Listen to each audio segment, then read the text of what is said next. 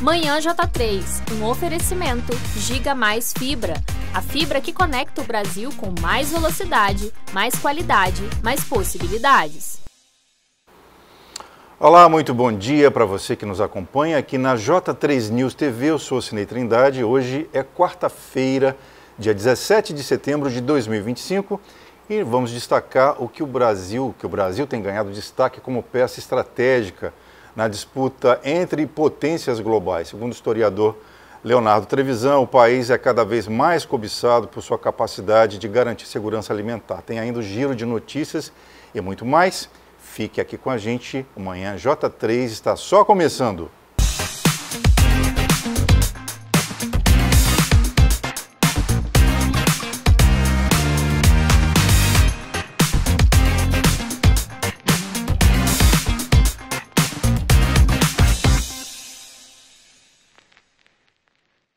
E a gente começa então com um giro nos principais assuntos acessados nos sites de notícia nesta manhã.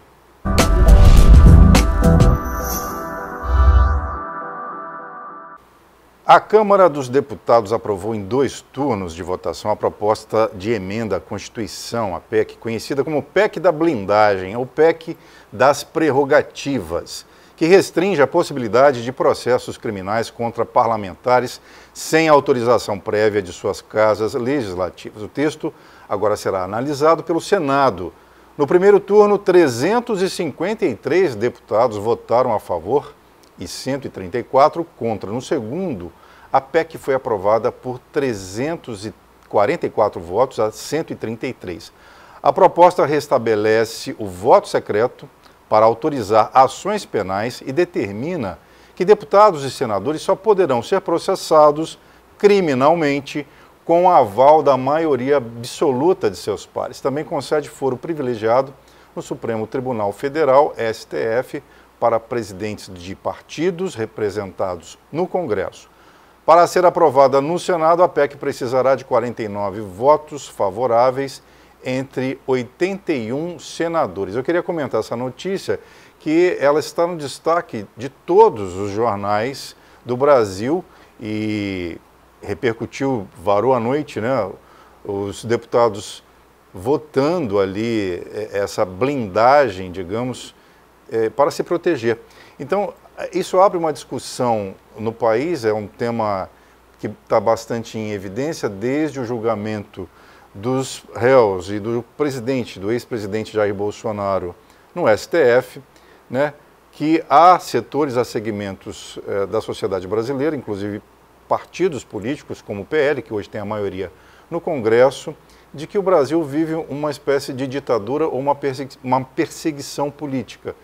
Então, essa politização do judiciário e essa judicialização do Congresso é um tema que a gente também quer tratar aqui com os nossos convidados. A gente vai falar sobre a questão da economia do Brasil hoje, sendo aí tarifado, né, e alvo, é membro do BRICS, né, dos países que reúnem a China, Rússia, Índia inicialmente, mais outros, e África do Sul, e mais 6 países atualmente.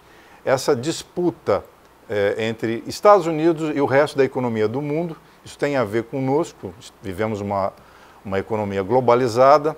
Então, hoje o Ranulfo Vidigal, o economista, e o cientista político George Coutinho estarão aqui para tratar desse assunto, e também a gente quer falar sobre esse projeto que foi votado na Câmara dos Deputados, vai seguir para o Senado, e vamos ver o que acontece, esse desdobramento, essa guerra de braços entre os poderes da República Brasileira, né, que culminaram e começaram, de repente, antes do 8 de janeiro de 2023, mas vamos ver o que acontece. Então, vamos seguir com o nosso giro de notícias e comentar isso mais tarde.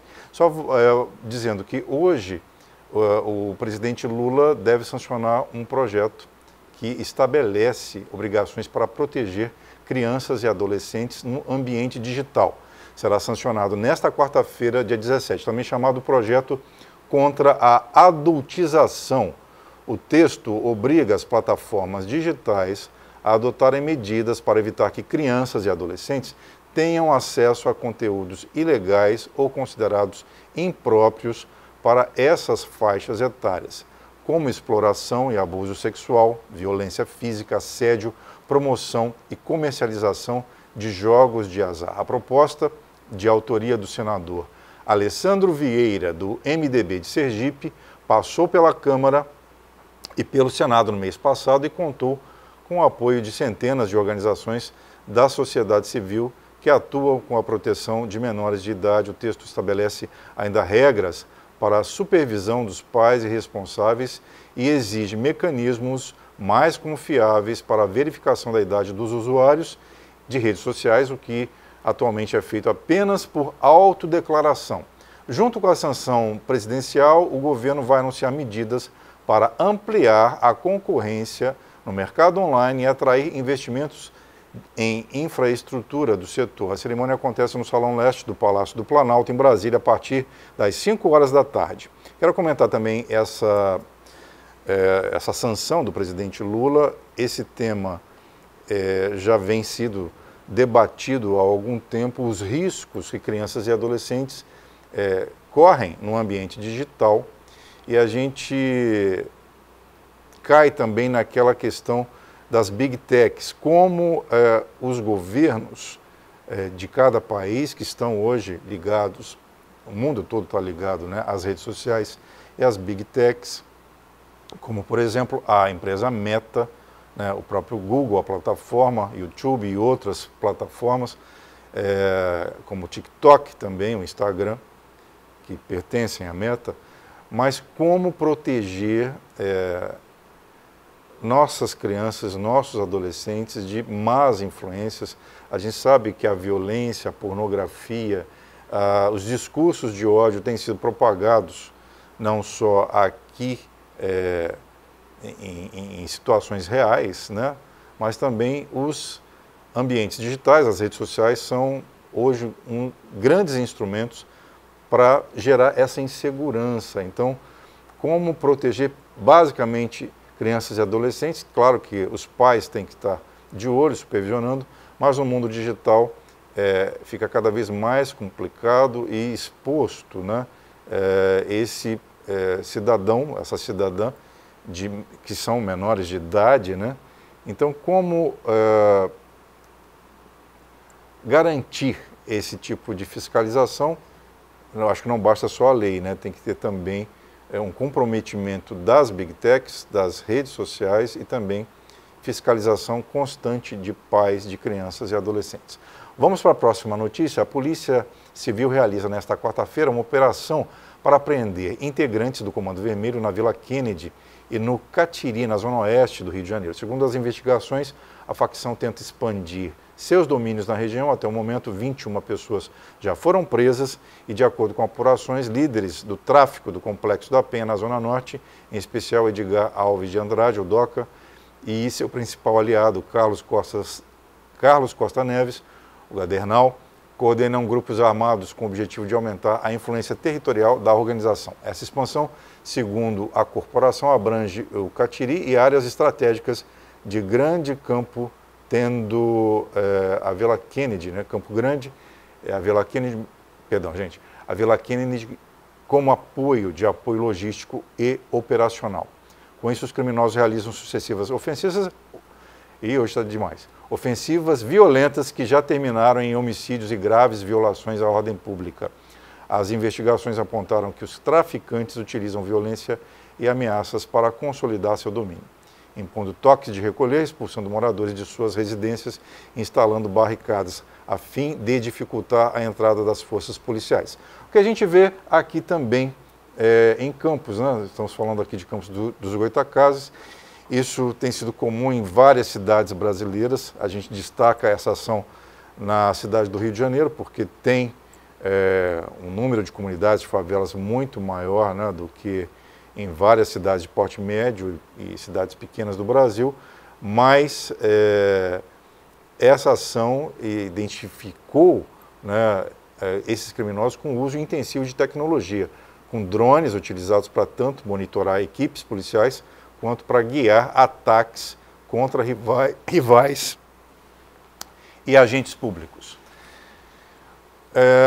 Outra operação conjunta entre Polícia Civil e a Polícia Militar terminou com a prisão em flagrante de 3 suspeitos de envolvimento com tráfico de drogas no bairro Surubi, em Itaperuna, aqui no noroeste fluminense. A ação aconteceu na tarde de ontem, após denúncias de que um imóvel abandonado estaria sendo usado como ponto de vendas de entorpecentes. Durante a operação, os policiais encontraram 3 homens no interior do imóvel e apreenderam maconha, cocaína, crack, e também foram encontrados uma pistola calibre 45 municiada e com a numeração raspada, além de telefones celulares e uma motocicleta. Os suspeitos foram levados para a 143ª Delegacia de Polícia. A ação foi coordenada pelo delegado Carlos Augusto Guimarães, com apoio da PM. Eu quero chamar a atenção também para essa notícia do combate ao tráfico de drogas em Itaperuna. E a gente tem aqui no nosso site, no J3 News desta quarta-feira, uma notícia que veio de São João da Barra.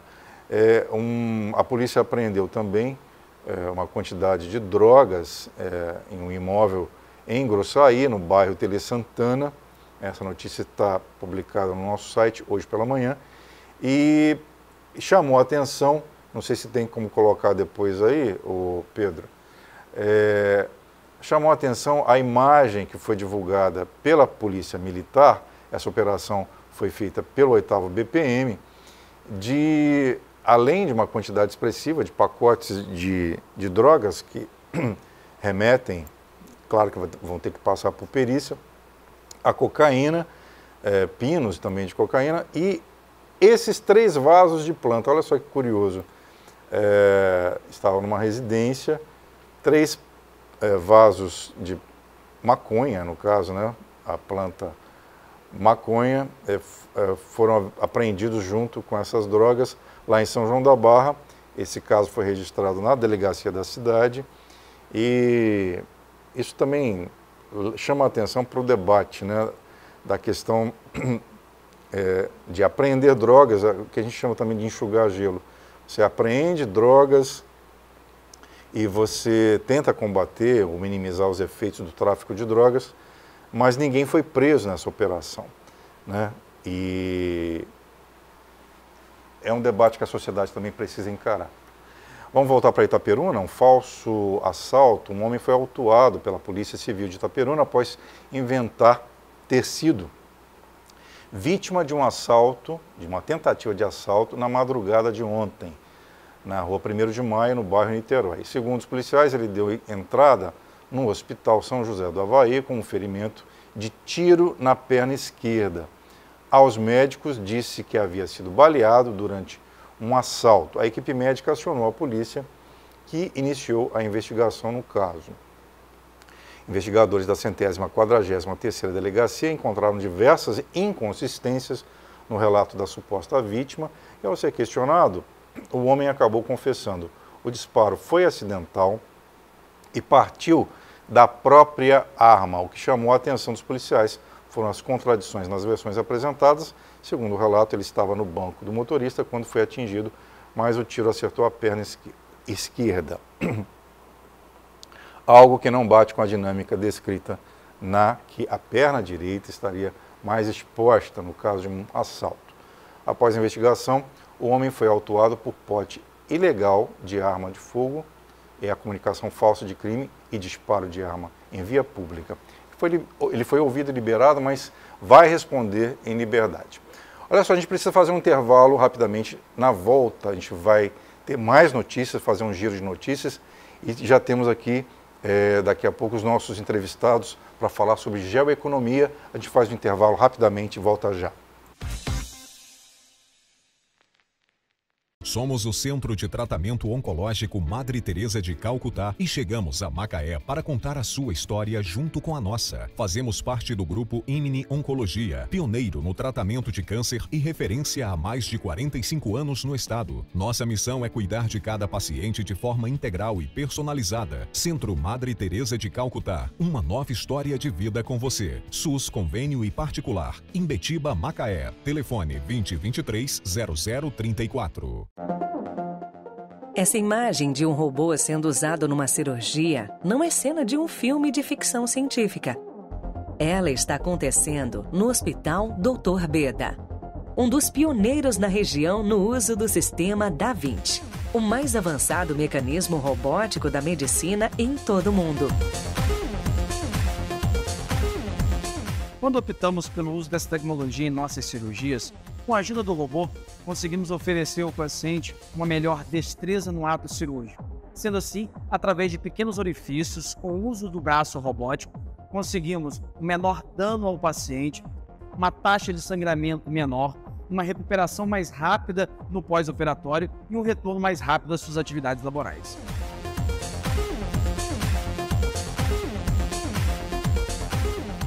Hospital Geral Dr. Beda, sempre à frente do seu tempo. Na Lilia Neves, mães e bebês podem usufruir de serviços de saúde com níveis de excelência comprovados. A maternidade se destaca pelos padrões de atendimento humanizado e eficiência em seus serviços, com acompanhamento desde a gestação até o nascimento e desenvolvimento do bebê. A Lilia Neves oferece suítes que aliam conforto e beleza para receber mamães e bebês nesse momento tão especial. Além de centro cirúrgico equipado dentro dos mais modernos padrões de segurança, a Lilia Neves conta com emergência 24 horas. Com médicos para intercorrências obstétricas e ginecológicas, repouso, ultrassom e cardiotocografia para avaliação eletrônica do bem-estar do bebê. Clínica e Maternidade Lilia Neves. Mãos amigas para quem chega. O Beda Lab convida você para conhecer uma nova era da medicina diagnóstica, totalmente alinhada ao crescimento médico e científico da região de Campos. São 2 unidades equipadas para oferecer atendimento ágil e confortável para uma enorme variedade de exames e uma inovadora parceria com profissionais da saúde na área de diagnóstico molecular de doenças infecciosas e de predisposições de doenças genéticas e de influências externas. O Beda Lab oferece ainda um laboratório de patologia cirúrgica e citopatologia capaz de realizar análises de biópsias e peças cirúrgicas, além de exame preventivo do câncer do colo uterino e pesquisa de células cancerígenas. Tudo isso com o suporte de um médico patologista para discussão de casos raros e complexos. Orientações e interconsultas em diversas situações com as equipes médicas. Beda Lab, garantia de agilidade e credibilidade na realização de exames. Somos mais de 300 pessoas especializadas no tratamento do câncer. Colaboradores empenhados no avanço da ciência. Somos um grupo de apoio com belas histórias de pacientes incríveis. Profissionais preocupados com a segurança da medicação. Somos muitos, mas aqui dentro somos um só. Somos por você. Oncobeda, tecnologia e saúde para um novo tempo. O Cardiobeda é a unidade do Grupo Imine especializada em cardiologia. Em salas bem equipadas, são realizados todos os testes cardiológicos, como ecocardiogramas bidimensionais, Holter 24 horas e testes de esforço, entre outros. O Cardiobeda conta também com a tomografia computadorizada 64 canais, o mais moderno equipamento que permite a avaliação da função do coração e das artérias coronárias sem método invasivo. Cardiobeda, seu coração merece o melhor. Bem-vindo ao futuro da medicina genética personalizada. Primeiro e único laboratório de genética da região. Investimos em pessoas, estrutura de ponta e inovação constante para personalizar a saúde de nossos pacientes.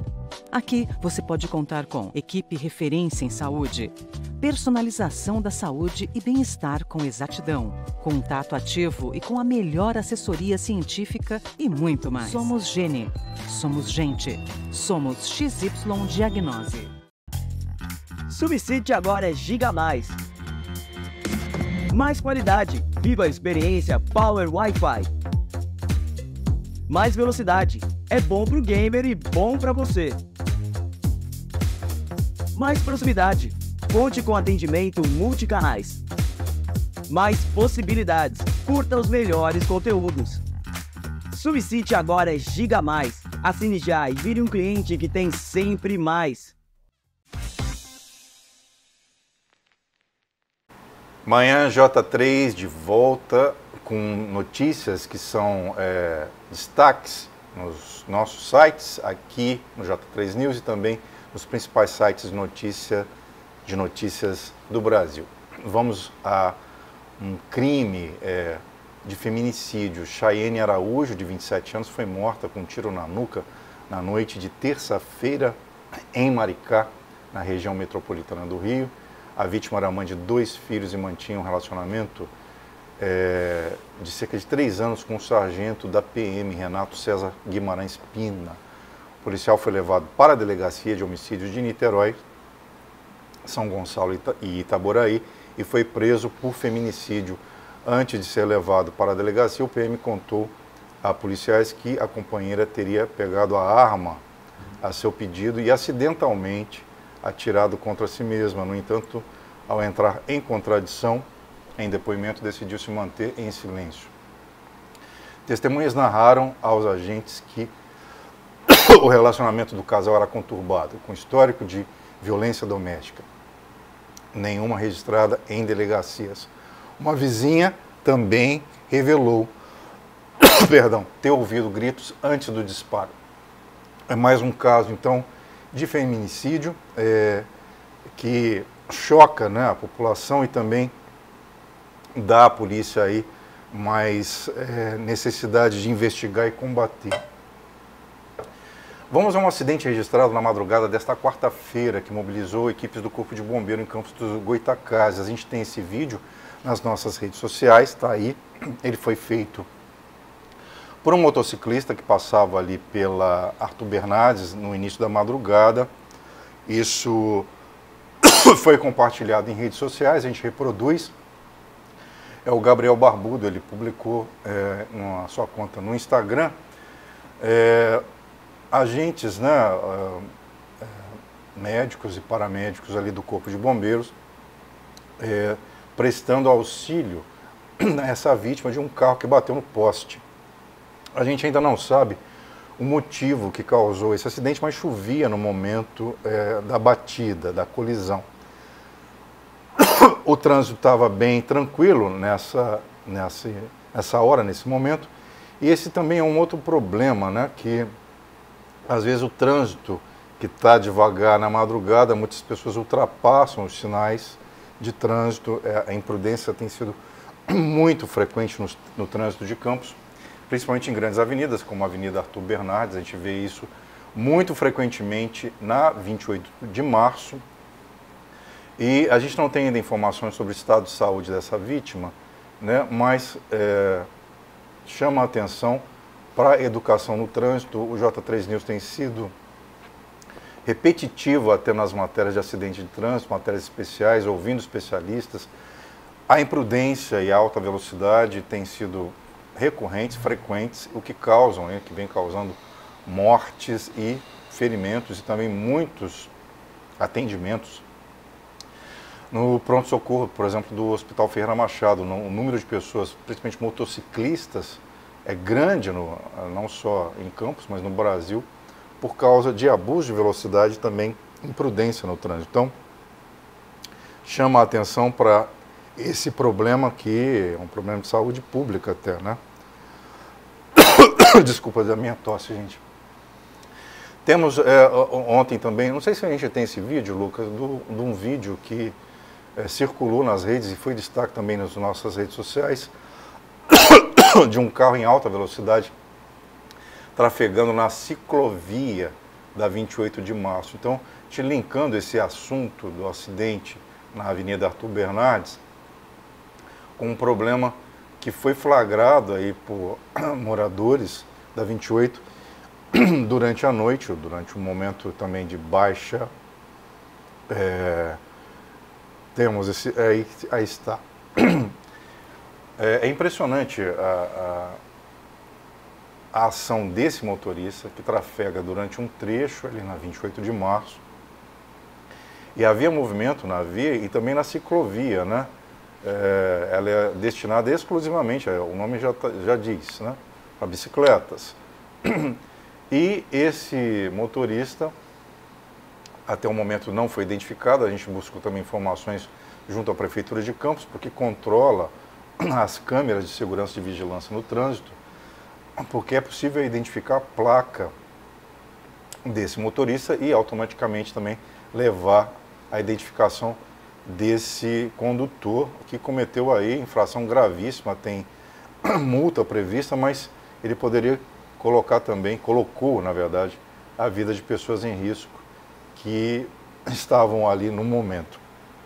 A gente tem aqui também um destaque no nosso site J3 News na manhã desta quarta-feira, a situação do Hemocentro Regional de Campos, que enfrenta uma situação crítica no abastecimento de sangue. Na última segunda-feira, apenas 3 doações foram registradas e ontem, até o início da tarde, o número não passou de 9. A baixa adesão pode provocar o cancelamento de cirurgias, principalmente pela escassez do tipo O positivo mais demandado. O impacto da falta de doações atinge diretamente os 25 hospitais de Campos e municípios vizinhos que são abastecidos pelo HERC. De acordo com a assistente social do Hemocentro, Maria Gonçalves, o quadro preocupa e exige mobilização imediata da população. A gente tem aí uma fala da Maria Gonçalves? Então vamos ouvir. O comparecimento de doadores de sangue nos últimos dias tem sido insuficiente. Temos observado o comparecimento de em torno de 10 a 15 pessoas por dia para doar sangue. Esse número é pequeno e ficamos sem condições de atender a todas as solicitações médicas. Então é muito importante que as pessoas que estão nos assistindo, se já doaram sangue, está em tempo de realizar uma nova doação, ou se nunca doou sangue e tem vontade de doar, vem doar sangue. O sangue humano ele não é adquirido de outra forma que não seja através da doação de sangue, né? Então esse é um gesto solidário, é um gesto de amor à vida. O estoque baixo inviabiliza, todo atendimento a pessoas que já estão internadas e outras que porventura vão precisar de sangue. Então se você está nos assistindo, tem boa saúde, tem entre 16 e 69 anos de idade, pesa mais de 50 quilos, vem doar sangue. Não precisa estar em jejum, solicitamos apenas que não coma nada que tenha gordura nas 3 horas antes da doação de sangue e traga a carteira de identidade. O Hemocentro fica aqui no térreo do Hospital Ferreira Machado, abre todos os dias das 7 da manhã às 18 horas, inclusive nos finais de semana. Tá, e o apelo da assistência social do Hemocentro Regional de Campos, a Maria Gonçalves. Então você que está nos ouvindo, nos acompanhando, se quiser, se puder doar, compareça então ao endereço, ao Hospital Ferreira Machado, onde funciona o Hemocentro. Olha, autoridades visitaram a comunidade da Ilha da Mombaça, em Campos, para discutir soluções para um conflito fundiário que afeta cerca de 30 famílias. Representantes do Judiciário, Ministério Público Federal, Defensoria Pública e Prefeitura estiveram no local em busca buscam de um caminho pacífico para a regularização da área.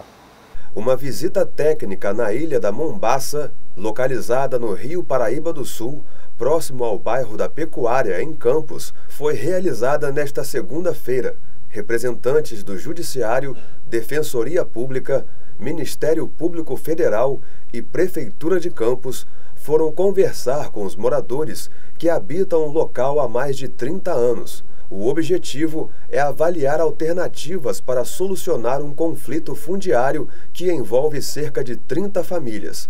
A juíza do Tribunal Regional Federal da 2ª Região e integrante da Comissão de Soluções Fundiárias, Ana Carolina Vieira, explicou que a comissão atua justamente na mediação de casos coletivos, buscando o diálogo e soluções consensuais. A impressão que a gente já vinha vendo ao longo do incidente é que é uma ocupação já de muitos anos, cerca de 30 anos, e é uma ocupação em que as pessoas têm uma agricultura aqui de subsistência, uma população vulnerável, e aí, obviamente, quando a gente vai encaminhar uma via de diálogo, tudo isso é levado em consideração. A ideia da Comissão de Soluções Fundiárias é justamente essa, Ela foi criada a ideia da Comissão de Soluções Fundiárias veio do Conselho Nacional de Justiça, então hoje todo o tribunal tem que ter uma comissão dessas. Ela recebe esses casos de conflitos coletivos justamente para abrir uma via de diálogo entre os atores envolvidos e tentar encontrar uma solução consensuada, um acordo e que permita, né? A ideia é que você não tenha remoções forçadas, que as pessoas não fiquem desamparadas, né? Que o judiciário não promova, na verdade, no fim das contas, uma violação de direitos, né? Que o judiciário, a função aqui da Comissão de Soluções Fundiárias não é uma função jurisdicional, é uma função de abertura de diálogo para que a gente encontre aí soluções para que as pessoas consigam permanecer nas suas residências, permanecer desenvolvendo seus modos de vida. A ideia fundamental da Comissão de Soluções Fundiárias é essa. A defensora pública estadual Carolina Henrique Gomes destacou que muitas famílias foram levadas para a ilha por meio de um projeto do próprio Estado e vivem de forma legítima da agricultura de subsistência. Quando as famílias são notificadas, né, para serem retiradas aqui da ilha, elas procuram a Defensoria Pública. A gente, né, por ordem constitucional, nós somos a instituição que tem essa incumbência de promover a defesa, né, dos grupos vulneráveis. A gente está falando de uma população que mora aqui há mais de 40 anos, que foi trazida para cá por um projeto do Estado, ou seja, eles estão de boa fé, né, eles foram colocados aqui por um projeto do Estado, eles dependem desses plantios para sobreviver. A gente tem crianças, cerca de 14 crianças, pessoas que moram aqui já na terceira geração, que plantam e contribuem para a preservação ambiental dessa ilha. Então a nossa função é, na realidade, trazer essas pessoas para o processo, que elas não tinham participado desse processo, trazer as consequências dessa execução também para o processo, tentar construir um acordo pela permanência das pessoas na ilha, considerando que é uma agricultura familiar, para a sobrevivência, que a gente chama de subsistência, né? E que também tem um papel importante em preservar o meio ambiente, porque tem gente aqui,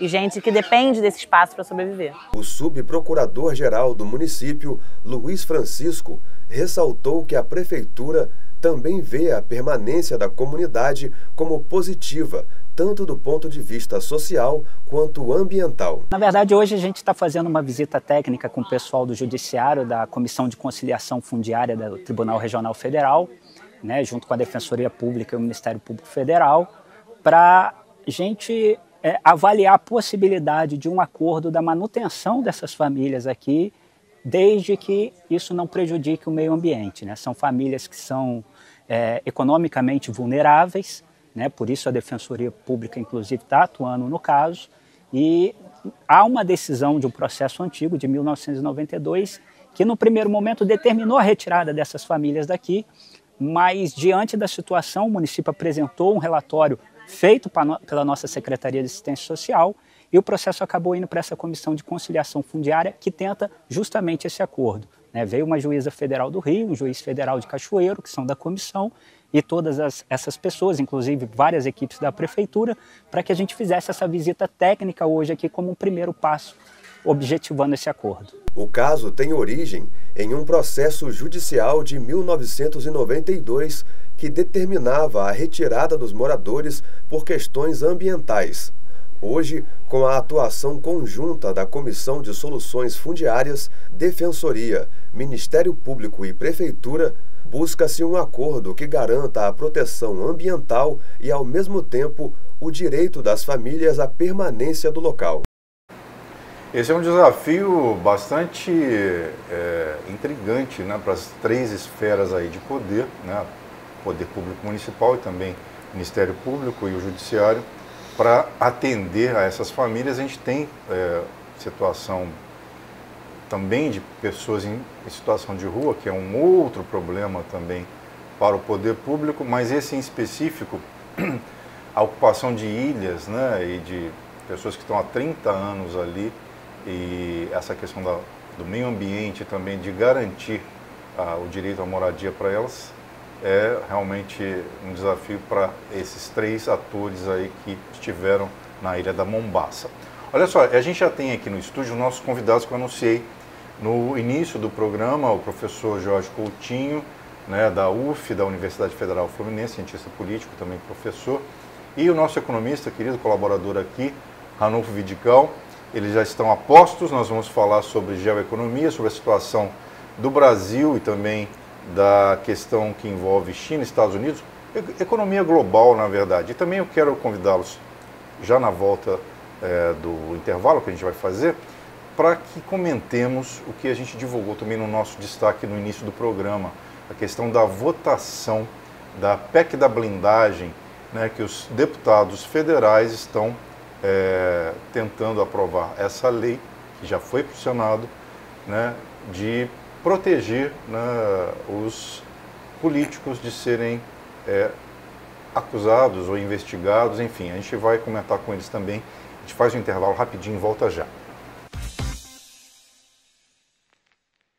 Somos o Centro de Tratamento Oncológico Madre Teresa de Calcutá e chegamos a Macaé para contar a sua história junto com a nossa. Fazemos parte do grupo IMNI Oncologia, pioneiro no tratamento de câncer e referência há mais de 45 anos no estado. Nossa missão é cuidar de cada paciente de forma integral e personalizada. Centro Madre Teresa de Calcutá, uma nova história de vida com você. SUS, convênio e particular. Imbetiba, Macaé. Telefone 2023-0034. Essa imagem de um robô sendo usado numa cirurgia não é cena de um filme de ficção científica. Ela está acontecendo no Hospital Dr. Beda, um dos pioneiros na região no uso do sistema Da Vinci, o mais avançado mecanismo robótico da medicina em todo o mundo. Quando optamos pelo uso dessa tecnologia em nossas cirurgias, com a ajuda do robô, conseguimos oferecer ao paciente uma melhor destreza no ato cirúrgico. Sendo assim, através de pequenos orifícios, com o uso do braço robótico, conseguimos um menor dano ao paciente, uma taxa de sangramento menor, uma recuperação mais rápida no pós-operatório e um retorno mais rápido às suas atividades laborais.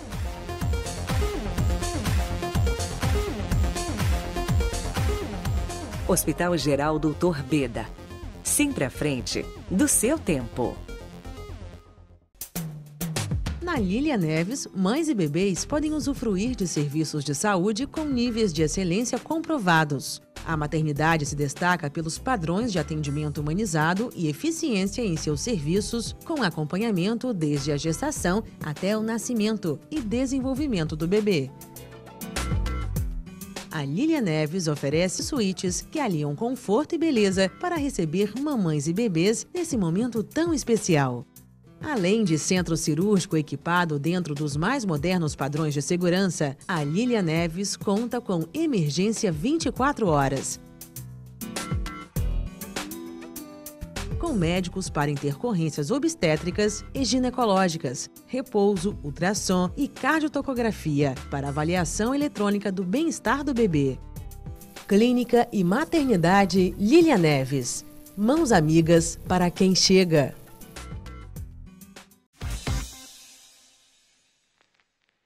Manhã J3 de volta, vamos comentar aqui com os nossos convidados, entrevistados, o Jorge Coutinho e também Ranulfo Vidigal, sobre o que a gente destacou no início do programa e que também é manchete, destaque em todos os jornais do Brasil, a questão da Câmara ter aprovado a PEC da blindagem, proposta que segue para o Senado, né, e teve uma aprovação aí em 2 turnos, 344 votos a favor e 133 deputados contra essa PEC, a proposta de emenda constitucional, que segue para o Senado. Então vamos ver o que acontece lá. Eu queria ouvir os nossos convidados. Como é que vocês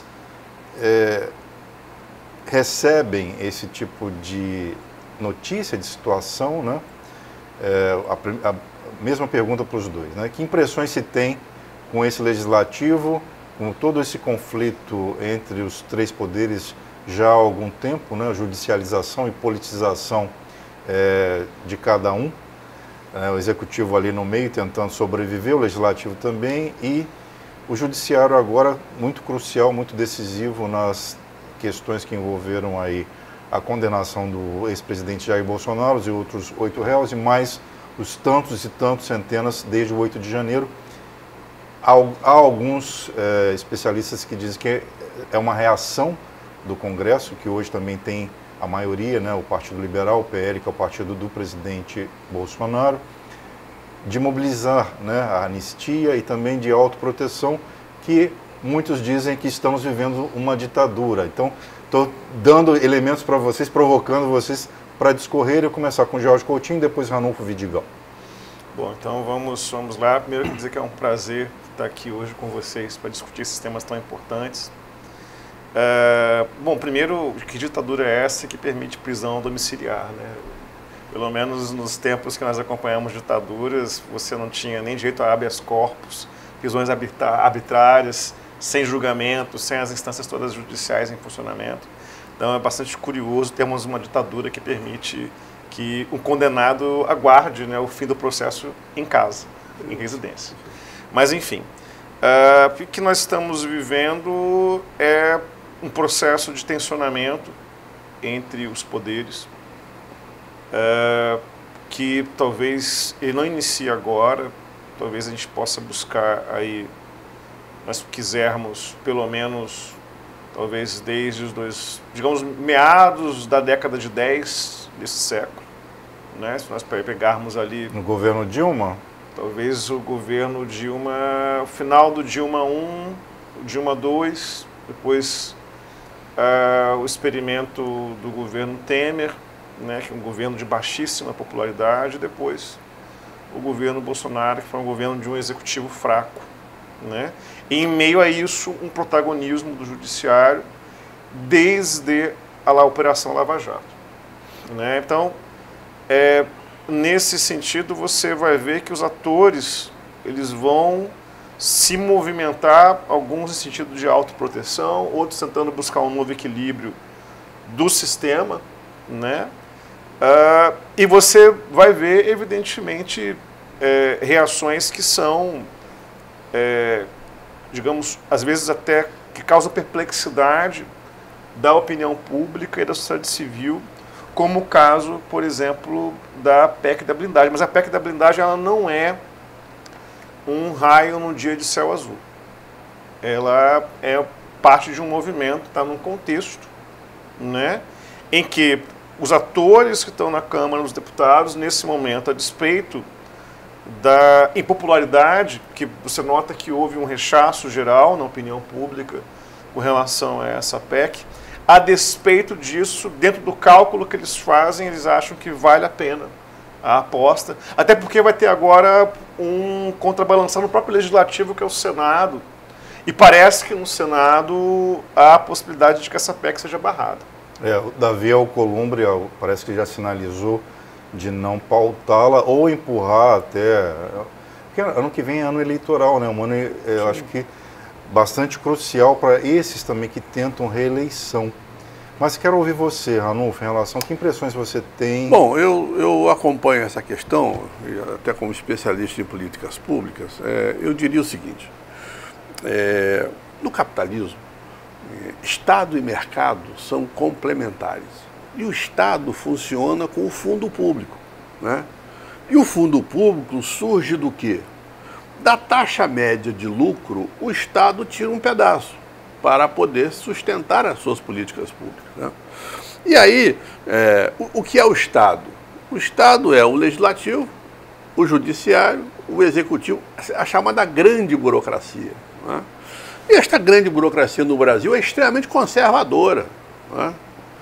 Alguns nacos dessa burocracia que são progressistas, a maioria é conservadora. E normalmente o que nós estamos vendo aqui é que as reeleições estão fazendo com que a competição fique desigual. Porque quem está no cargo com esse fundo público, né, consegue uma campanha maravilhosa. É aquele que tenta entrar no jogo tem enorme dificuldade. Então, primeiro, é uma disputa pelo fundo público. Este fundo público no Brasil hoje, nós temos um produto interno bruto de 12 trilhões de reais todo ano. 40% disso é o fundo público. Desse fundo público, uma parte vai para os juros da dívida, que os rentistas, todo dia nos meios de comunicação, batem na nossa cabeça dizendo que a austeridade fiscal é que interessa. Eles levam 1 trilhão por ano, só de juros. Então, eles estão contemplados, né? Você tem as políticas sociais, o Bolsa Família, as transferências de renda do INSS e outras transferências de renda levam outro quinhão. E aí o Poder Legislativo pensou assim, poxa, sou eu que administro essa festa, sou eu que autorizo esse orçamento, eu vou tirar aqui um pedacinho para mim. 50 bilhões de reais por ano de emendas, de uma série de formas normais e anormais, e vou garantir aqui a minha reeleição. As anormais passam pelo orçamento secreto? Hein? As anormais passam pelo orçamento secreto? Com certeza, né? Mas eles querem um naco, né? Se você dividir 4 trilhões e meio, 5 trilhões por 50 bilhões, você vê que é muito pouquinho, né? Que eles estão querendo para garantir as suas reeleições. E a sociedade corretamente está olhando tudo isso e está vendo, poxa, esses 50 bilhões podiam estar destinados para políticas públicas de expansão de infraestrutura, de expansão de gastos sociais e chia. Portanto, essa é uma discussão muito importante nesse momento, porque o que está em jogo, né, na verdade, é que momentos de crise econômica rebatem em momentos de crise política. E o Estado é essencialmente político. Então, por isso, nós estamos vendo isso como de uma forma tão acirrada. Essa crise econômica, e não só dentro do Brasil, mas também fora, porque no mundo globalizado, inclusive é o tema que a gente quer destacar hoje aqui, envolvendo China e Estados Unidos, por exemplo, BRICS, enfim, Donald Trump, e também essa pinimba, né? Ou dizem que é até um pretexto, né, em relação ao apoio de Trump ao Jair Bolsonaro. Mas a gente vai voltar ainda a falar sobre esse tema, mas eu quero voltar para o Brasil, porque eu acho que essa PEC da blindagem é um assunto que repercute e é importante a gente discutir. Sim. Vai para o Senado. Mas quando você falou da sociedade, aí a mesma pergunta para os dois. Ano que vem, 2026, um ano eleitoral. Né, eu observo muitos comentários dos internautas nas redes sociais.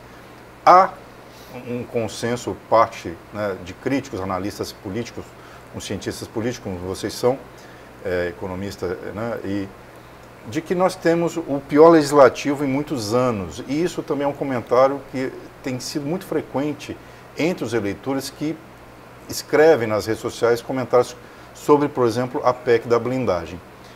Como é que vocês avaliam hoje esse legislativo e essa deslealdade de quem já tem o fundo ou acesso a dinheiro para campanhas, né, e a dificuldade de progressistas, ou pessoas também de direita, acho que todos os setores de centro-direita que têm bons projetos não conseguem entrar também, porque o núcleo, né, conservador que se blinda e se perpetua no cargo ali também, tanto na Câmara dos Deputados como no Senado, e também nas assembleias legislativas e também câmaras de vereadores, né? Não vamos esquecer. Como é que vocês avaliam essa situação do eleitor, o papel dele em, de repente, reverter, renovar aí esses quadros do legislativo a partir do ano que vem? Essa vai começar com uma ironia, né? Se as pessoas consideram, lembrando do Dr. Ulisses Guimarães, se consideram esse o pior legislativo porque não viram o próximo. Ele sempre lembrava isso. Bom, para a gente que tem uma leitura mais desapaixonada dessa discussão, é importante dizer que esses quadros são recrutados na sociedade. Eles representam a sociedade. Eles não vieram de Vênus, nem de Saturno ou qualquer outro ponto da galáxia, né, do nosso sistema solar. Eles foram recrutados. São do planeta Brasil. São. Eles representam, de alguma maneira, a correlação de forças. Né, e os debates, poder econômico. Dentre outras coisas. Né, e nesse momento, como nós sabemos, existe o voto econômico, mas também existe o debate sobre a chamada guerra cultural, em que as pessoas elas estão pautando as suas preferências também por pautas e agendas morais, culturais diversas. E, em última instância, esse legislativo ele representa um pouco esse momento. E, muito provavelmente, o próximo legislativo, ou seja, a próxima legislatura da Câmara dos Deputados, né, no âmbito federal, talvez não vai ter um perfil tão diferente, porque, digamos que a média do funcionamento cultural de nossa sociedade ela não mudou de 22 para 20, ou não vai mudar para 26. tanto assim. Então vai ser mais conservador, pode esperar. Provavelmente sim. Porque o poder econômico, né, digamos assim, a gente tem que sempre que entender que se você abrir o paletó do deputado, tem ali a marca dele, do que ele representa, o que ele defende. Isso é crucial. Tanto que tem a bancada evangélica, a bancada do boi, a bancada da bala, a bancada da Bíblia. Não tem, por exemplo, a bancada sindical. Não. Por quê? Porque o poder de convencimento financeiro e midiático do sindicato hoje se enfraqueceu enormemente. Tem a bancada dos chamados setores da chamada esquerda identitária. Por quê? Porque ela está forte nos meios sociais, ela se representa, ela tem seu nicho, ela acaba colocando no legislativo o seu representante. Mas eu diria que nós vamos ter um Congresso futuro mais conservador, né, dado que o acirramento da crise, né, e o acirramento da crise vem também de um erro da esquerda liberal. A esquerda liberal, em caráter internacional, representada pelo Partido Democrata, fracassou enormemente com suas políticas que aumentam o grau de desigualdade em escala planetária no mundo e reduzem o poder da classe média. Você fala do Partido Americano? Do Partido Americano. E aqui internamente, né, digamos assim, a nossa esquerda liberal, ao aderir às teses neoliberais, o que é isso? Pô, o Banco Central hoje é todo indicado pelo PT e pratica uma taxa de juro nominal de 15% e uma taxa de juro real de 10%, que transfere 1 trilhão de reais do orçamento público para os rentistas, quando podia pegar uma parte disso e promover políticas fiscais redistributivas e distributivas. Você falou no PT, inclusive, como votou cada deputado em relação a essa PEC da blindagem, está disponível nos sites de notícia e também da própria Câmara, né, dos deputados. A votação foi aberta e a gente tem acesso. Eu não consegui ver, mas chamou atenção, quando você fala do PT, de que o PT liberou a sua bancada para votar como bem quisesse. E 12 deputados do PT votaram favoráveis à PEC da blindagem. Eu faço o link também com o José Luiz Viana, que é o nosso cientista político, nosso professor querido, que está sempre nos ajudando aqui também. Há algum tempo ele falou para mim assim: ô Sinei, o PT deixou de ser um partido de esquerda já talvez desde a eleição do Lula 1. Até aquela carta, né, aberta ao mercado, né, enfim. Carta aos banqueiros. Carta aos banqueiros, de que o PT teve que ir para o centro para poder sobreviver politicamente, e a gente sabe que eu acho que essa foi a receita para sobreviver e tem sido também, né, chamar o centrão, o governo de coalizão.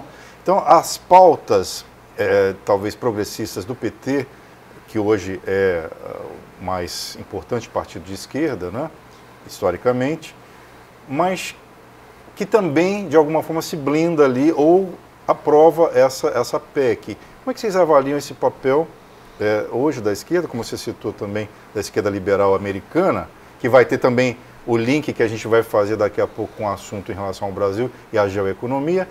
Como é que vocês avaliam hoje o papel da esquerda nessas abordagens, nessa pauta? A gente tem até alguns nomes, como Érica Hilton, do PSOL, né, e o Henrique Vieira, o pastor, que são nomes que estão mais em evidência nesse momento.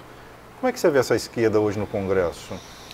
Bom, primeiro, a esquerda é uma minoria política no Congresso. Né? Isso é indiscutível. Né? Justamente o perfil do Congresso hoje, ele é conservador de direita, justamente organizado em nichos como o Ranulfo já descreveu aí, que são as bancadas, as diferentes bancadas, né, como do agro, os evangélicos, né, e todo o restante. Nesse cenário, as esquerdas, por serem minoria, elas tentam sobreviver num ambiente legislativo que lhes é francamente hostil. A gente pode, por exemplo, só para poder ilustrar, o que ocorreu com o deputado Glauber Braga, né, que foi francamente e impiedosamente perseguido na época por Arthur Lira, que presidia a Câmara, né, inclusive com ameaças constantes de perder a cadeira no Legislativo. E, nesse momento, por exemplo, a postura do Hugo Mota, né, com relação a permitir que Eduardo Bolsonaro seja líder de minoria, né, e seja mantido atuando fora do país e contra os interesses, inclusive, de curto prazo, né, deste país. É escandaloso isso. Você nota que há uma diferença e um tipo de atuação com dois pesos e duas medidas muito explícitos. Então, nesse sentido, as esquerdas, no campo de serem minoria, atuam em brechas, né? Eles não têm condições de hegemonizar o parlamento brasileiro nesse momento. Então, oportunisticamente, quando há abertura, tentam passar algum tipo de bandeira, como, por exemplo, a isenção de imposto de renda, né, para as pessoas trabalhadores que ganham até R$5.000. O debate, por exemplo, sobre a escala 6x1, né, para que ela se reduza, né, de uma maneira mais, digamos, humanista. Mas você nota que essas pautas, elas são apresentadas em brechas. Elas não hegemonizam nem a opinião pública e tampouco o legislativo. É como eu falei, é um comportamento de sobrevivência. Então, nesse sentido, é importante talvez contextualizar. O que será que, dentro das trocas que ocorrem do legislativo, e elas são, inclusive, fazem parte, de qualquer legislativo do mundo existem trocas de votos, etc. Os parlamentos funcionam assim. Os lobbies, né? Os lobbies o Congresso americano que é oficializado, os lobbies, né? Os lobbies e as trocas entre os agentes. Eu, por exemplo, eu voto em uma pauta de interesse tua hoje e amanhã você vota na minha. É assim que funciona o processo de troca, de formação de maiorias entre os legislativos. Agora, qual é o ponto? Dentre o comportamento que ocorreu dentre os parlamentares do Partido dos Trabalhadores, do PDT e do PSB e do PV, que são partidos que se apresentam no campo de uma centro-esquerda, né? Qual teria sido o tipo de negociação que nós talvez não saibamos, que fizeram com que esses agentes encampassem a PEC da blindagem? Quero ouvir Ranulfo em relação a essa questão da esquerda e o papel dela no cenário atual e futuramente. Primeiro, nós temos que voltar à história. Nós somos, digamos assim, um país que optou pela chamada via colonial. A via colonial é aquela via onde há uma força enorme do capital internacional dentro do Brasil. Há uma associação política entre o grande empresariado brasileiro e o grande empresariado internacionalizado. Isso não nasceu hoje. Isso nasceu lá atrás, quando a gente era ainda exportador de café, se consolidou na era JK, com a chegada aqui no Brasil das grandes montadoras e se aprofundou com Fernando Henrique Cardoso na chamada dependência. Fernando Henrique Cardoso, que foi um grande estudioso da dependência, ele defendia a dependência associada. O que é? O Brasil se associar no jogo internacional. Então, digamos assim, ver um contingente de pessoas que representam a burguesia brasileira, dizendo que a bandeira americana é que tem que ser desfraudada, isso é histórico no Brasil. Se você ligar a televisão daqui a pouco, você vai ver um filme americano. Se você ligar a rádio FM, a primeira música vai ser em língua inglesa, né? Se você quiser assistir os filmes mais interessantes, são de Hollywood. Portanto, a questão econômica associada à questão cultural. Isso não pode deixar de ser levado em consideração. Portanto, isso é do jogo. O que ocorre nesse exato momento é que nós estamos vendo uma situação onde a esquerda mais raiz não tem força, porque ela ou está muito forte dentro da universidade, ou muito forte nos movimentos sociais, mas não tem inspiração para vir à rua. Né? Você tem um partido que nasceu para os trabalhadores, né? E que hoje é um partido de centro, né? E você tem um centro que busca a direita. Um exemplo, Malafaia sentado e o Eduardo Paes dizendo que eu estou com você em qualquer situação. E Eduardo Paes é o candidato de Lula no estado do Rio de Janeiro. São as alianças políticas, os interesses que a gente vai fazer aqui também um link dessas questões que envolvem a eleição de 2026 e também a pauta que a gente também quer destacar hoje, que é em relação à economia, à geoeconomia. Então, com o seu potencial agrícola e abundância de água, o Brasil tem ganhado destaque como peça estratégica na disputa entre potências globais. Segundo o historiador Leonardo Trevisan, o país é cada vez mais cobiçado por sua capacidade de garantir segurança alimentar, um fator decisivo em um mundo instável. Os investimentos chineses no Brasil cresceram 113% entre 2023 e 2024.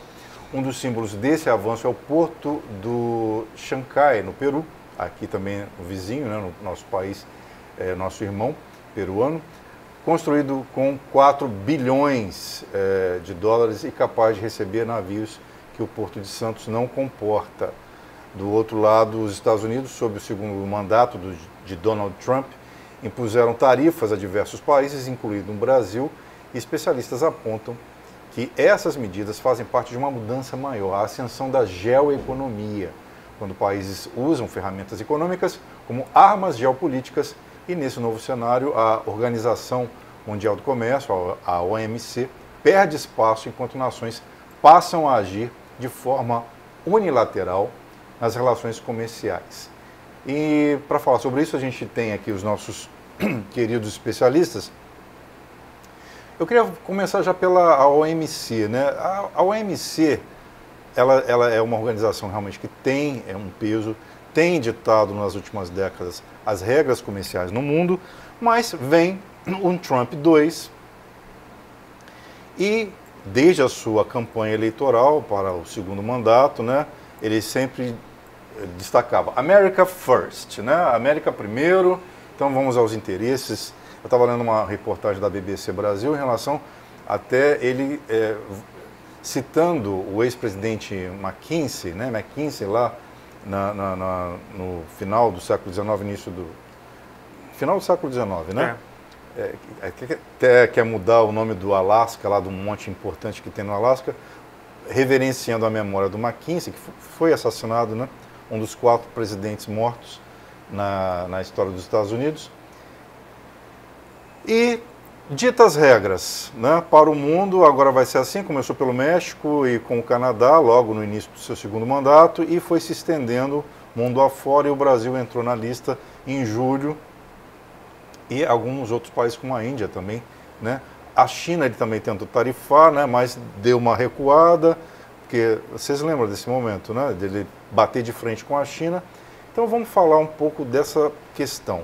As duas maiores economias do mundo, Estados Unidos e China, entre aspas, um eleito democraticamente e o outro eleito indiretamente. O Partido Comunista não tem eleições livres há muito tempo na China. Dizem que é uma ditadura e há divergências em relação a isso.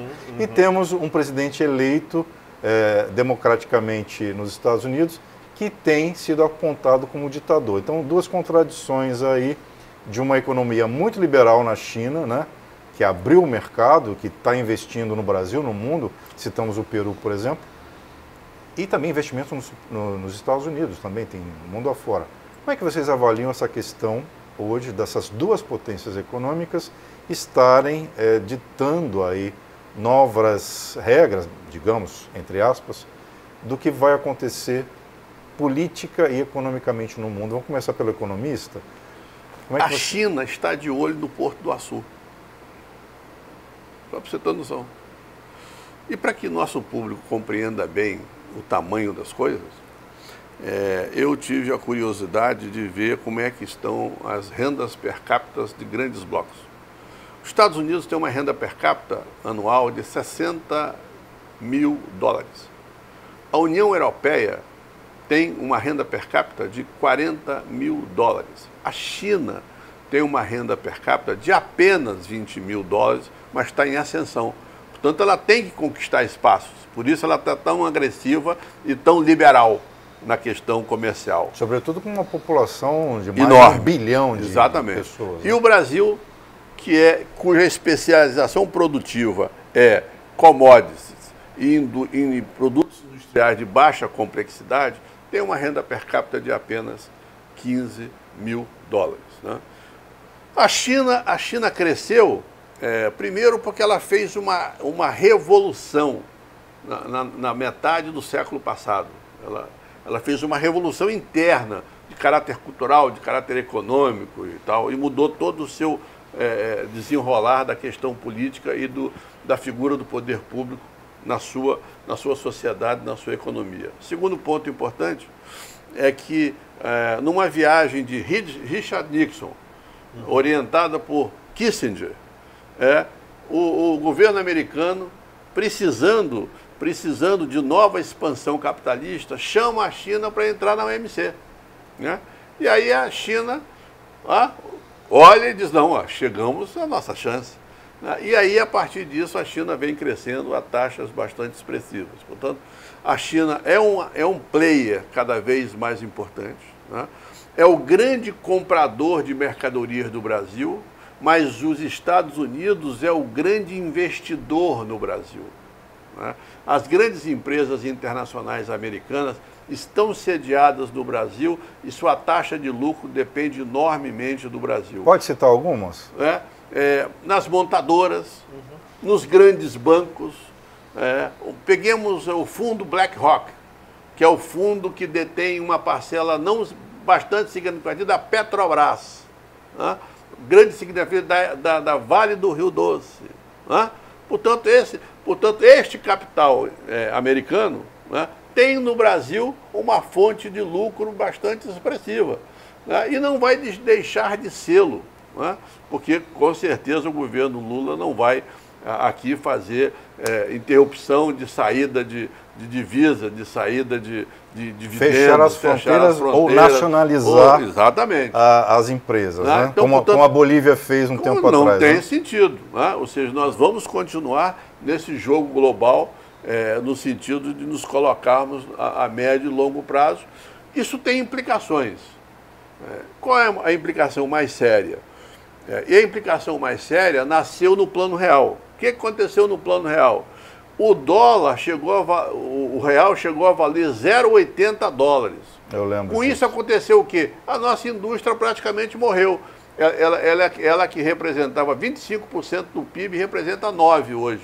Porque é mais fácil importar do que produzir internamente. Né? Então, esse é um dilema para um país como o nosso, de dimensões continentais, com uma população enorme, que precisa dar emprego de qualidade para a sua população. Vamos ouvir então o Jorge em relação a essas provocações que eu fiz. Certo. Bom, são muitos pontos. Muitos. Eu acho que eu vou tentar sintetizar, talvez em 2 movimentos concomitantes. Bom, primeiro, eu acho que o reconhecimento de que a organização do sistema internacional, tal como ele se configurou na década de 90 e início do século XXI,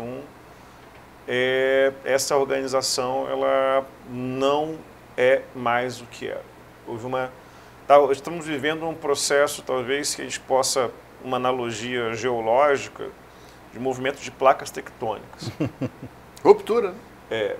Porque, de um lado, você vê problemas sérios de política doméstica, no caso norte-americano, desde a crise do subprime em diante.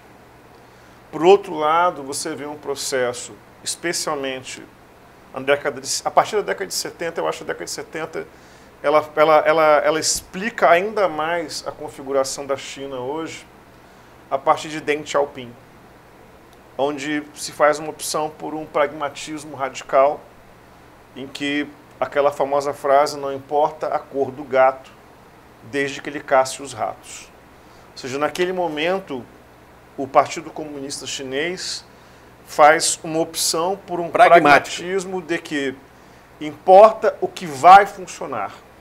Aí pouco importa o que seria a doutrina, o direcionamento. importa aquilo que vai produzir riqueza. E neste caso, essa inclusive é uma questão que você citou, a OMC, por que a China hoje ela faz uma opção pelo multilateralismo? Uma razão pragmática, porque funcionou para eles. Caso não tivesse funcionado, seria outra coisa. Né? Ou seja, não há nesse momento uma... que inclusive se explica isso filosoficamente dentro do caminho filosófico chinês de 2.500 anos para cá. Né? Não há uma ortodoxia. Ortodoxia? Não há. Não há. Há um conjunto de opções bastante sólidas que são feitas, mas em termos de caminhos teóricos ou filosóficos, vai se agrupar o que for necessário para fazer deste século, o século chinês. Acho que esse que é o grande... só para poder ilustrar, Napoleão Bonaparte, ainda no século XIX, ele tinha uma frase que ele dizia que havia um grande dragão dormindo no Oriente, que quando esse dragão acordasse, o mundo iria tremer.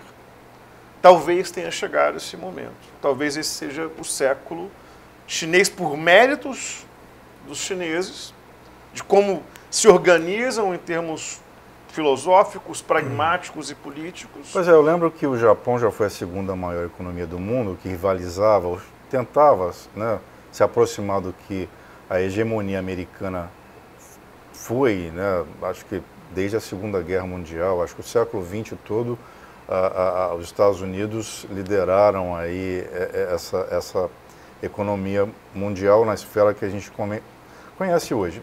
E o Japão ficou para trás e a China ascendeu. Eu lembro que uma ex-namorada foi morar em Macau em 1990, na era Collor.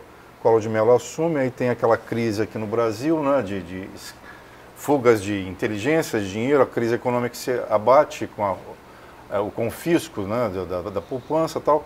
E ela vai para a China e vai morar em Macau, do lado de Hong Kong, né, que ainda Hong Kong pertencendo ao Reino Unido, a Grã-Bretanha, e Macau ainda a Portugal.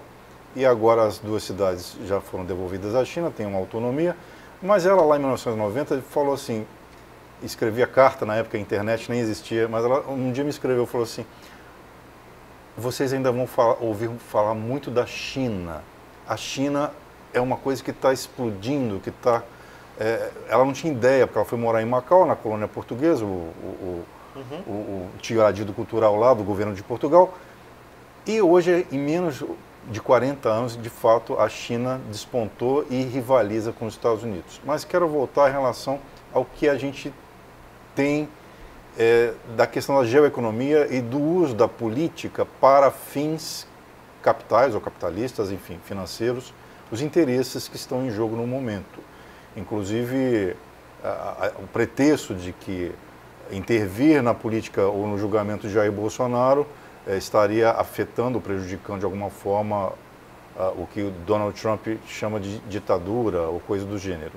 Como é que vocês veem essa questão da geoeconomia e para onde iremos, já que os atores estão se movendo e ditando as novas regras aí mundiais? Um pesquisador liberal chamado Robson, ele definiu o imperialismo.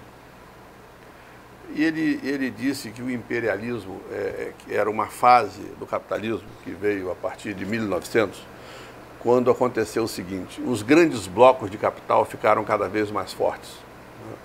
Estes grandes blocos de capital, incrustados em países ricos, precisavam exportar capital. Terceiro, eles precisavam garantir matérias-primas. Quarto, eles precisavam garantir mercados, né? E eles tinham áreas de influência. Né? Tudo isso está nessa nossa discussão aqui da questão geopolítica. Né?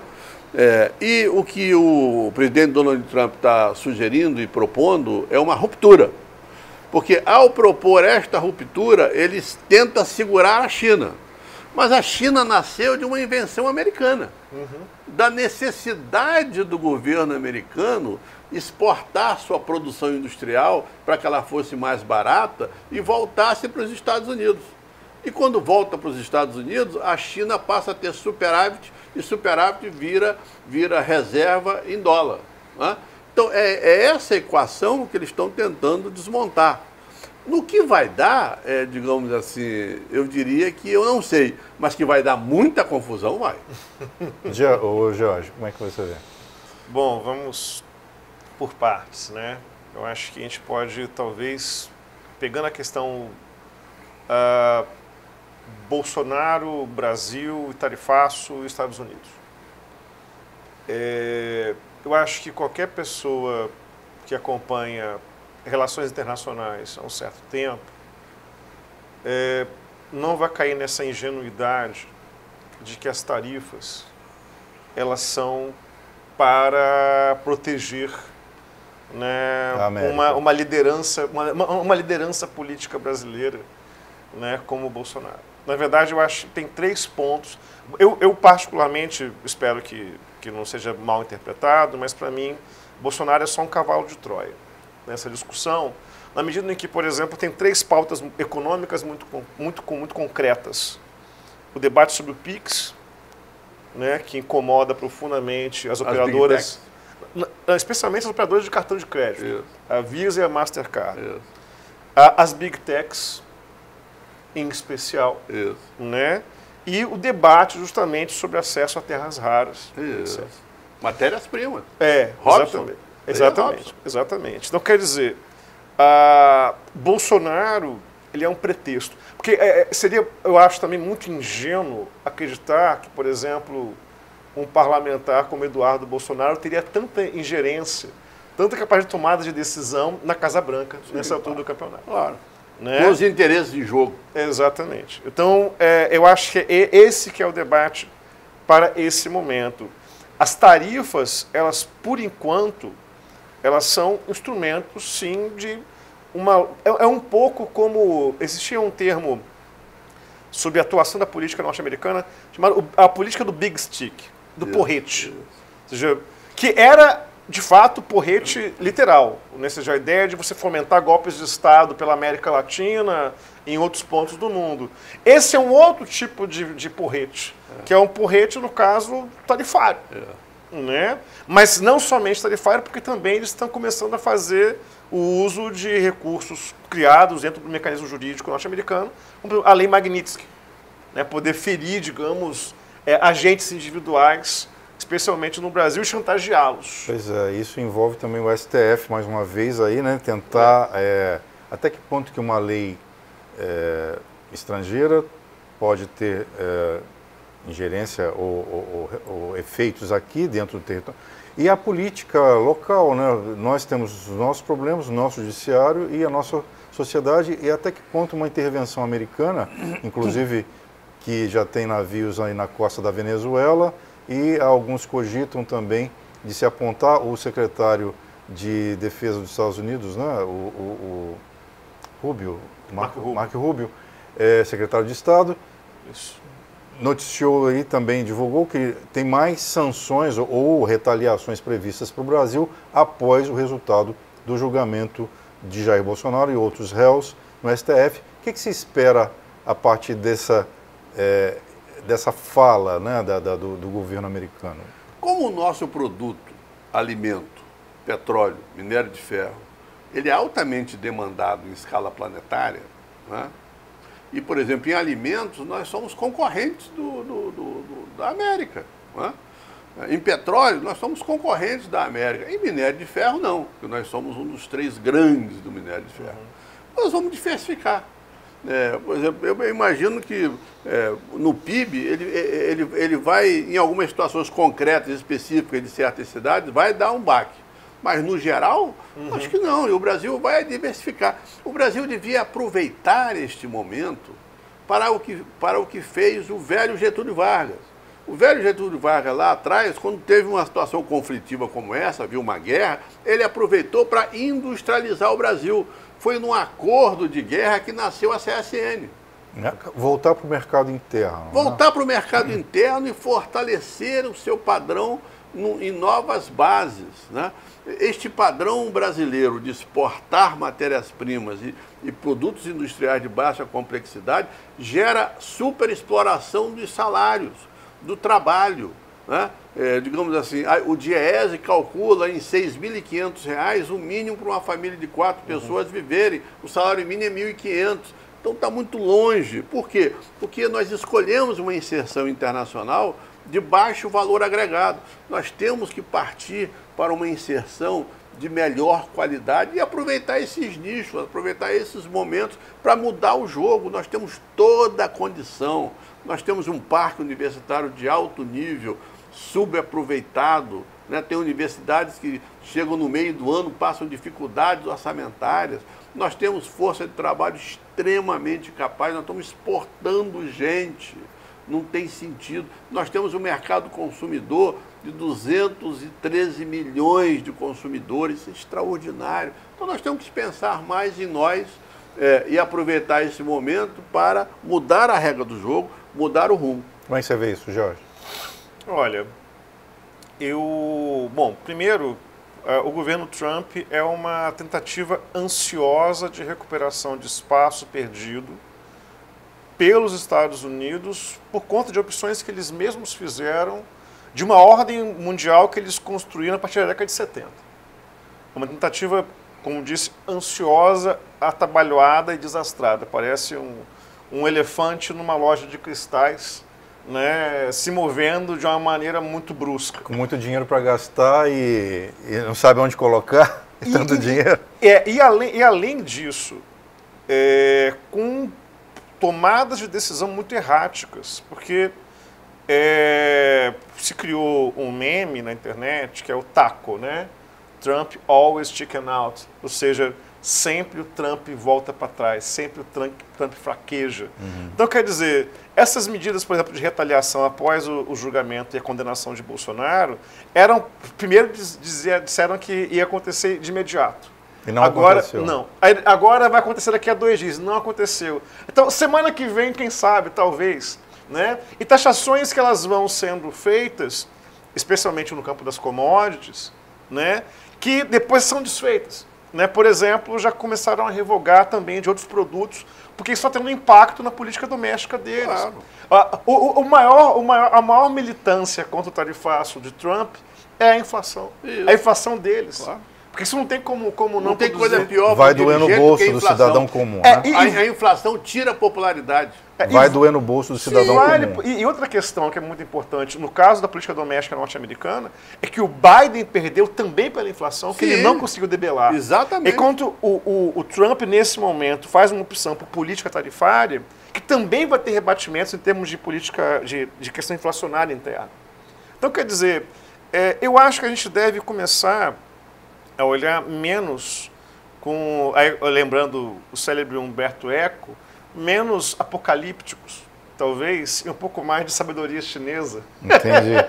O império, essas coisas. O novo império. Você falou de imperialista, olha só, temos menos de 10 minutos, tá? Então vamos tentar correr aqui. Claro. Em relação à questão da suposta intervenção do governo americano na Venezuela e também aqui no Brasil.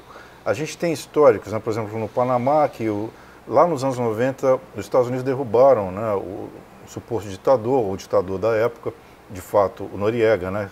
Noriega. E tem o Maduro aqui e o Lula, que tem sido chamado também por vários segmentos e setores como um ditador aliado ao judiciário. Uma suposta intervenção americana está cogitada ou de que maneira menos apocalíptica ou imperialista? Podemos chegar lá. Você acha que pode? Porque a dor que o americano tem é de não dominar o petróleo venezuelano. A maior reserva de petróleo do mundo é venezuelana.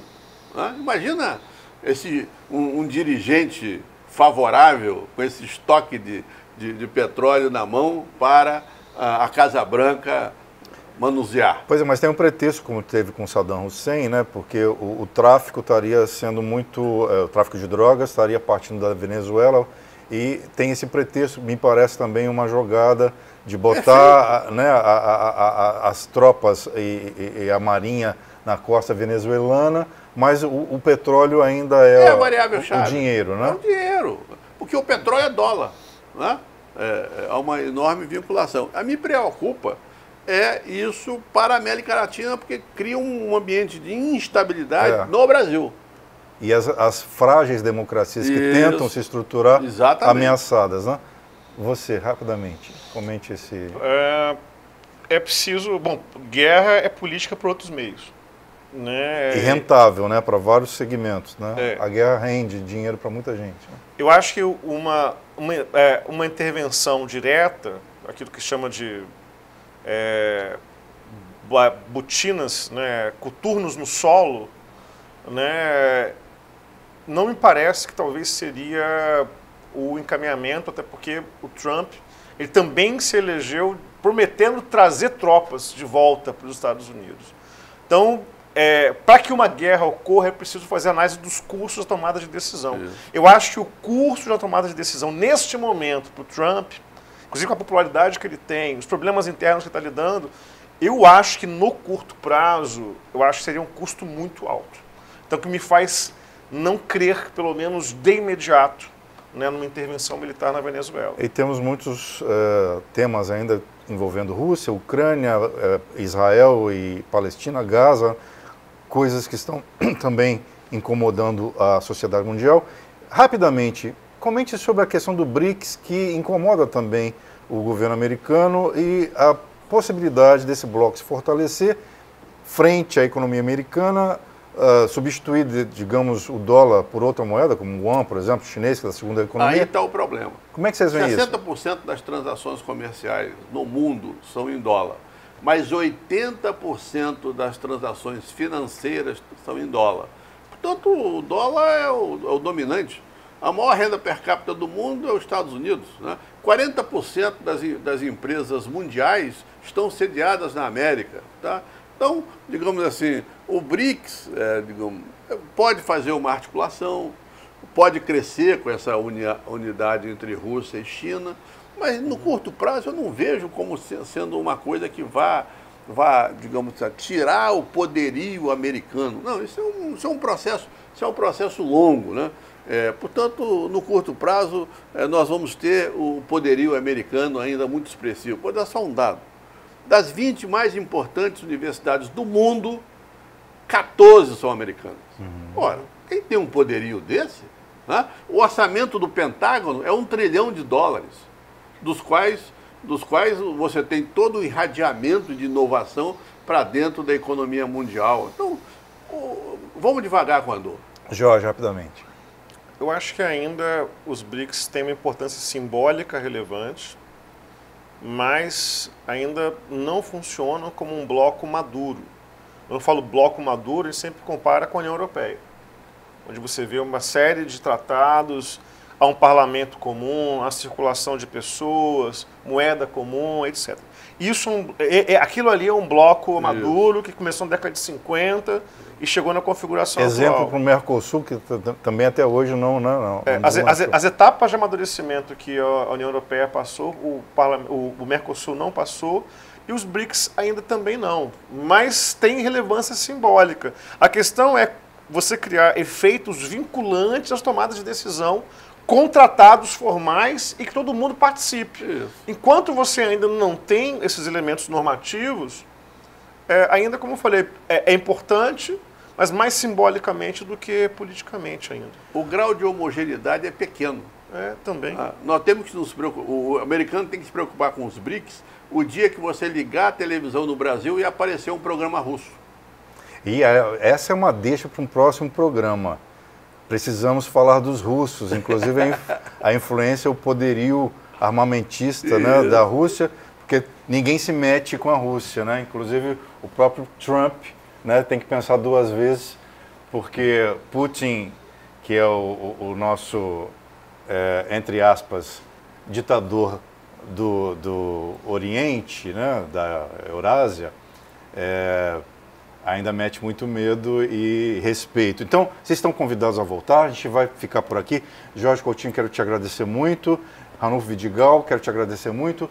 E o Manhã J3 volta amanhã com mais notícias, mais informação e debate como esse. Vocês estão convidados a voltar para a gente falar sobre esse tema. Até a próxima. Obrigado. Tchau.